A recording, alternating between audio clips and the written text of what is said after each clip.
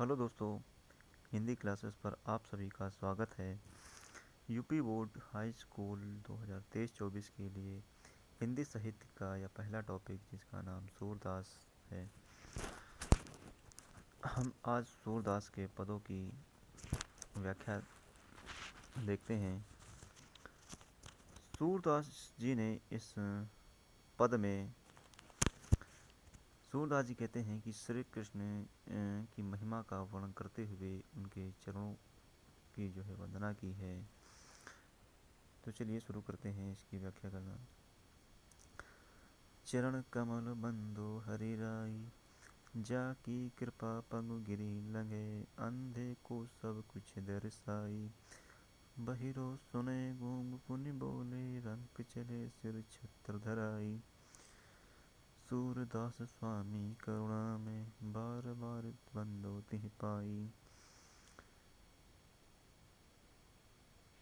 सूरदास जी कहते हैं कि चरण कमल है ना, जिनके चरण कैसे हैं, कमल के समान हैं। बंदो का मतलब होता है वंदना करता हूँ, है ना। बंदो का मतलब होता है वंदना करता हूँ। हरि का मतलब होता है श्री कृष्ण। राय का मतलब होता है राजा या श्रेष्ठ। राजा या श्रेष्ठ होता है। तो सूरदास जी कहते हैं, मैं श्री कृष्ण के चरण रूपी कमलों की वंदना करता हूँ। जाकी कृपा पंग गिरी लंघे। जाकी का मतलब होता है जिनकी, कृपा का मतलब कृपा से, पंगु का मतलब लिंगड़ा, और गिर का मतलब होता है पर्वत, है ना। जिनकी कृपा से लिंगड़ा व्यक्ति पर्वत को लांघ जाता है। अंधे को सब कुछ दर्शाई। दर्शाई का मतलब होता है दिखाई देने लगता है ना। दिखाई देने लगता है। दर्शाई का मतलब दिखाई देने लगता है, यानी जिनकी कृपा से सब कुछ, अंधे को सब कुछ दिखाई देने लगता है। बहिरो सुने गूंग पुनि बोले। वो बहिरो सुने, है ना। बहिरो सुने का मतलब जो बहरा व्यक्ति होता है उसे सुनाई देने लगता है।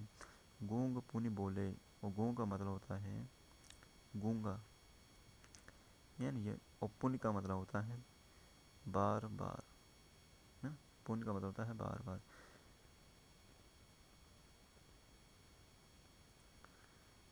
है ना। गूंगा जो व्यक्ति होता है बार बार बोलने लगता है। रंग चले सिर छत्र धराई। रंग का मतलब होता है गरीब या भिखारी, है ना।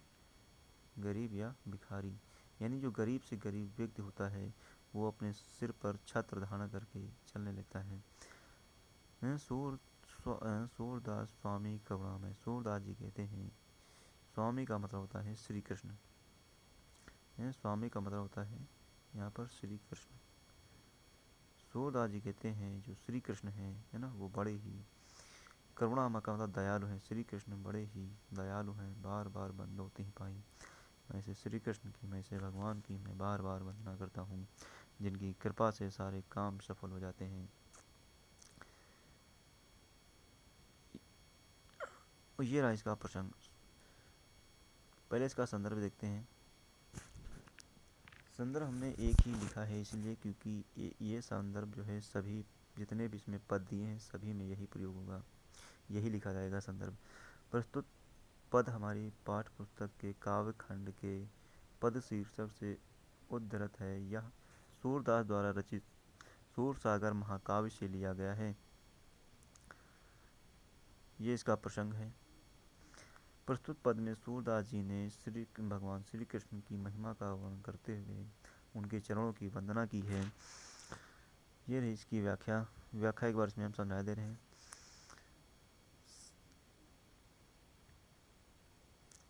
श्री कृष्ण के परम भक्त सूरदास जी श्री कृष्ण के कमल रूपी चरणों की महिमा का चित्रण करते हुए कहते हैं कि हे प्रभु, मैं आपके चरणों की वंदना करता हूँ, जो कमल के समान कोमल हैं। इनकी महिमा अपरंपार है।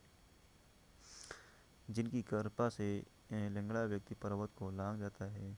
अंधे व्यक्ति को दिखाई देने लगता है। बहरे व्यक्ति को सुनाई देने लगता है। जो गूंगा व्यक्ति होता है फिर से बोलने लगता है। और गरीब व्यक्ति राजा बनकर अपने सिर पर छत्र धारण कर लेता है। सूरदास जी कहते हैं कि हे प्रभु, मैं आपकी कृपा से असंभव कार्य संभव हो जाते हैं। अतः ऐसे दयाल श्री कृष्ण की के चरणों की मैं बार बार वंदना करता हूँ। ये रही इसकी व्याख्या। चलिए दूसरा पद्यांश शुरू करते हैं।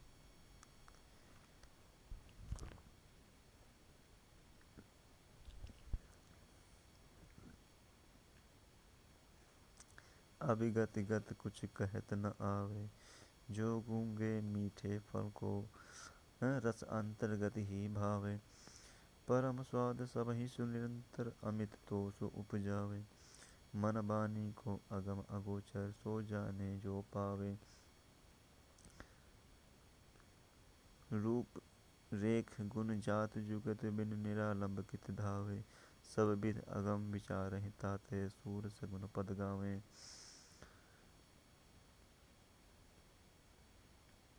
सूरदास जी ने जो है इस पद में भक्ति भावना को व्यक्त किया है। कहते हैं कि निर्गुण ब्रह्म की आराधना को कठिन बताया है और सगुण ब्रह्म की उपासना को सरल बताया है।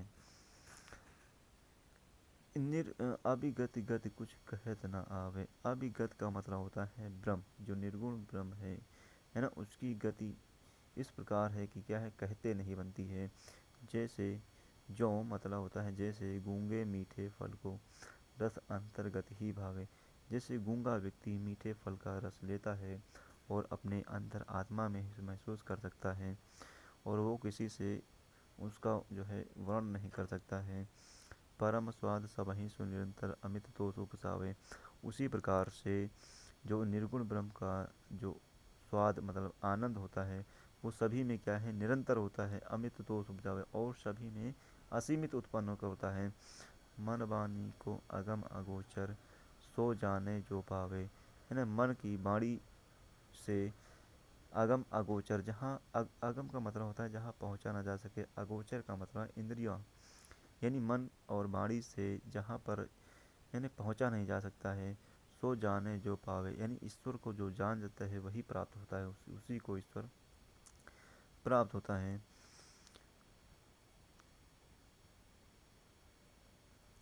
रूप रेख गुण जात जुगत, बिनु निरालंब कित धावे।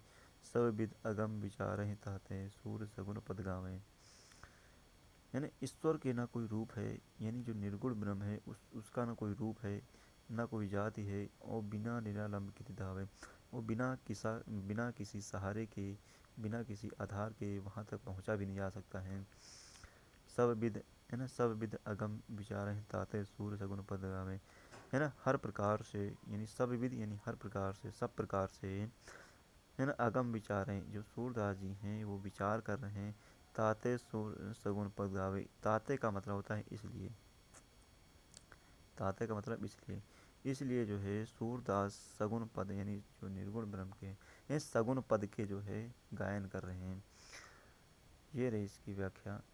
नेक्स्ट शुरू करते हैं। ये इसका प्रसंग, ये इसकी व्याख्या दूसरे पद्यांश की। तीसरा पद्यांश शुरू करते हैं।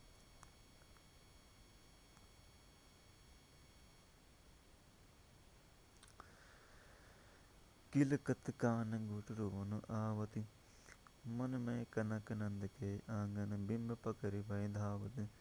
कबहु निरखे हरि आपहु छाँव को, कौर सो पकड़न चाहत। किलक किलक हसत राजत, द्वैदतियाँ पुन पुन तिह अवगाहत। कनक भूमि पर कर पग छाय, यह उपमा इक राजति। कर कर प्रतिपद प्रतिमन, वसुधा बैठकी साजति। बाल दशा सुख निरखि जसोदा, पुनि पुनि नंद बुलावती। अचरा तरले ढाकी सूर के, प्रभु को दूध पियावत। सूरदास जी ने इस पद में मणयुक्त आंगन में घुटने के बल पर चलते हुए बालक श्री कृष्ण का वर्णन किया है। तो देखते हैं इसका अर्थ। किलकत कान घटरोन आवा, जब श्री कृष्ण छोटे होते हैं तो अपने घुटनों के बल यानी गांठों के बल जो है दौड़ते हुए आते हैं। है ना। किलकत कान्ह घुटरुआ नावत, यानी कान्हा, कान्ह का मतलब होता है श्री कृष्ण, है ना।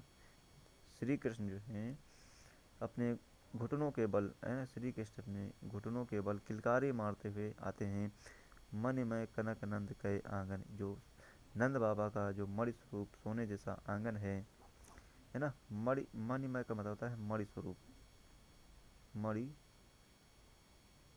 स्वरूप, कनक का मतलब होता है सोना, यानी मणि स्वरूप नंद बाबा के आंगन में हैं? नंद बाबा के आंगन में बिंब पकड़े धावत, अपनी बिंब का मतलब होता है परछाई है, यानी जो है अपनी परछाई को जो है पकड़ना चाहते हैं, है ना। बिंब पकड़े धावत, अपनी परछाई को दौड़ने के लिए दौड़ते हैं। कब हूँ निरख कर या पहुँचाऊँ को कर सो पकड़न चाहत, है ना। कब हूँ निरख, यानी अपनी जो है निरख मतलब देख करके, श्री कृष्ण अपनी परछाई को देख करके कर सौ पकड़ना, है ना, कई 100 बार जो है पकड़ना चाहते हैं। किला की हाँसत राजत द्वैदतियाँ पुन पुन तिह अवगाहत। किलक मतलब किलकारी मारते हुए हंसते हैं तो उनके 2 दांत क्या बहुत सुशोभित होते हैं। राजत माने होता है सुशोभित होना, है ना। जब श्री कृष्ण जो है किलकारी यानी हंसते हुए मुस्कुराते हैं तो उनके 2 दांत जो हैं सुशोभित होते हैं। और पुण्य पुण्य तिह अवगाहत, अवगाहत माने होता है दिखाते हैं, है ना। पुण्य पुण्य अवगाहत मतलब होता है दिखाते हैं। तो पुण्य पुण्य, पुण्य पुण्य मतलब होता है बार बार, और बार बार जो है दिखाते हैं। कनक भूमि पर कर पग छाया यह उपमा एक राजती, यानी कनक जैसी भूमि यानी सोने जैसी भूमि पर उनके हाथ, है ना। कर माने हाथ, पग माने पैर, छाया माने छाया, यानी छाया माने परछाई, सोने जैसी भूमि पर उनके हाथ और पैरों की छाया, यह उपमा इनकी, है ना, राजत माने सुशोभित होती है, यानी सुंदर लगती है। कर कर प्रतिपद प्रति मन वसुधा कमल बैठ की साजती, यानी उनके प्रत्येक पद, यानी उनके प्रत्येक पद और प्रतिमन पर वसुधा कमल की बैठ की, यानी कमल की बैठ की सजा देती हैं। बाल दशा सुख निरख यशोदा पुन पुन तिह नंद बुलावती, यानी बालक की यह दशा मनोदशा को देख करके यशोदा माता जो है पुनि पुनि बंदन और श्री कृष्ण को बार बार बुलाती हैं। अचरा तर ले ढाकी सूर के प्रभु को दूध पियावत, वो अपने आंचल तेरे श्री कृष्ण को ढाक करके और दूध पिलाती हैं। ये रहा सेकंड थर्ड का व्याख्या। इसका प्रसंग देखते हैं। प्रस्तुत पद्यांश में सूरदास जी ने मणियुक्त आंगन में घुटनों के बल चलते हुए बालक श्री कृष्ण की शोभा का वर्णन किया है। ये इसकी व्याख्या है। पद्यांश 4 देखते हैं। मैं अपनी सब गायें चरई हूँ प्रातः प्रातः, यहाँ पे प्रातः हो गया, प्रातः होल बल के संग जई हूँ तेरे कहे न रही हूँ। ग्वाल बाल गायन के भीतर नहीं को नहीं डर लागत, आज उन सोवै नंद दुहाई रैन रहेंगे जागती। और ग्वाल बाल सब और ग्वाल बाल रही हूँ चरई हैं मैं घर बैठे रही हूँ। सूर श्याम तुम सोई रहो अब प्रात जान हो मैं दे हूँ। अब श्री कृष्ण जो है इस पद में श्री कृष्ण ग्वाल बालों के साथ गाय चराने के लिए यशोदा माता से हट करते हैं कि मैया, यानी यशोदा माता से कहते हैं कि मैं अपनी सब गाय चराई हूँ, हे माता मैं अपनी सब गाय चराने जाऊँगा। प्रातः हो यानी प्रातः होत बल के संग ही हो, यानी सुबह होते ही बलदेव भैया के संग जाऊँगा, तेरे कहने और तुम्हारे कहने से नहीं रुकूँगा। ग्वाल बाल गायन के भीतर नई को नहीं डर लागत, है ना, मुझे गाल जो गायों के बीच में तिनको नहीं डर लागत है। आज न सोवे नंद दुहाई, यानी हे माता आज मैं सोऊंगा नहीं और रैन रहूँगा जागती, और मैं रात भर जो है जागता रहूँगा। और ग्वाल बाल सब चरई हों मैं घर बैठे रही हूँ, और सब जो ग्वाल वाले हैं गाय चराएं और मैं घर बैठा रहूँ। सूर स्वाम तुम सोए रहो, अब सुधा माता कहती हैं कि हे सूर श्याम, हे श्री कृष्ण अब तुम सोए रहो प्रात होन जान मैं दे हूँ, यानी सुबह होते ही मैं तुम्हें गाय चराने जाने के लिए जाने दूंगा। ये इसकी व्याख्या रही। इसका प्रसंग देते हैं। प्रस्तुत पद्यांश में सूरदास जी ने श्री कृष्ण के स्वाभाविक बालहट का चित्रण किया है, जिसमें वह अपने ग्वाल शाखाओं के साथ अपनी गाय चराने जाने के लिए वन में जाने के लिए हट करते हैं। ये इसकी व्याख्या रही। पद्यांश 5 नंबर देखते हैं।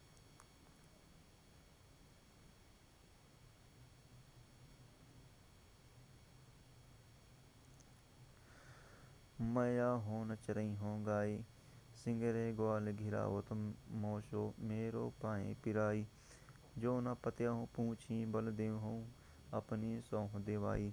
या सुनी यशोदा माई, है ना। यह सुनी माई यशोदा, ग्वालिन गारी देती रिसाई। मैं पठवत अपने लरिका को आवे मन बहराई। सूर श्याम मेरो अति बालक मारता ही रिंगाई। अब जब श्री कृष्ण वन से, है ना, गाय चराकर वापस आते हैं तो अपनी, यानी इनको जो परेशान करते हैं ग्वाल वाले, अपनी माता से शिकायत करते हैं कि हे माता, मया हो न चली हो, हे माता, अब मैं गाय चराने नहीं जाऊंगा। सिंगरो ग्वाल गिराओ तो मौसो, है ना, जितने भी ग्वाल वाले हैं वो हम ही से जो है घिराने के लिए, है ना, गाय को जो है घिराने के लिए कहते हैं। मेरो पाए पिराए, और मेरे पैर दर्द करने लगते हैं। जो न पतियों पूछे बल देव हूँ, है ना, हे माता, अगर आपको विश्वास नहीं होता है, पत्या ही मतलब होता है विश्वास, पत्या ही मतलब विश्वास। हे माता, अगर आपको विश्वास नहीं होता है तो बलदेव भैया से पूछ लो। अपनी सौह दिवाई, सौह का मतलब होता है कसम, है ना, कसम, मैं अपनी कसम खाए के कहता हूँ। यह सुनी माई जसोदा ग्वालिन गारी देती रिसाई। रिसाई का मतलब होता है क्रोधित होकर, है ना, रिसाई का मतलब होता है क्रोधित होकर, है ना। यह सब सुन करके, है ना, यह सब सुन करके जसोदा माता ग्वालिनियों को जो है गारी, क्रोधित होकर जो है गाली देती हैं। मैं पठवत अपने लड़का को, है ना, कहती हैं कि मैं अपने लड़का को, मैं अपने श्री कृष्ण को पठवती ही, यानी भेजती हूँ कि आवे मन बहराई, की जावे जो है मन बहराए। और सूर श्याम मेरो अति बालक, है ना, श्री कृष्ण जो है अभी तो मेरा छोटा बालक है। और मारत ताही रिंगाई, और उसे दौड़ा दौड़ा के इधर उधर जो है मार डालते हैं। ये रहा पद्यांश 5 की व्याख्या। इसकी व्याख्या देखते हैं जरा।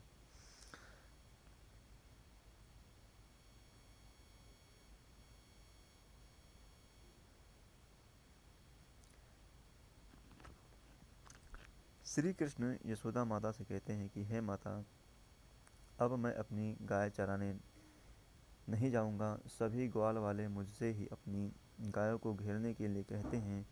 इधर से उधर तो दौड़ा दौड़ा मेरे पैर में दर्द होने लगता है। हे माता, यदि आपको मेरी बात पर विश्वास नहीं हो तो सौगंध, यानी कसम दिलाकर बलराम भैया से पूछ लो। यह सुनकर यशोदा माता क्रोधित होकर ग्वालों को गाली देने लगती हैं। सूरदास जी कहते हैं कि माता यशोदा कहती हैं कि मैं अपने पुत्र को वन इसलिए भेजती हूँ कि उसका मन बहला जाए, और मेरा श्री कृष्ण, यानी मेरा कृष्ण अभी बहुत छोटा है। ये ग्वाल उसे इधर उधर दौड़ा दौड़ा कर मार डालते हैं। ये रहा 1 से 5 तक की पद्यांश की व्याख्या। आगे नेक्स्ट वीडियो में मिलते हैं। Thank you so much.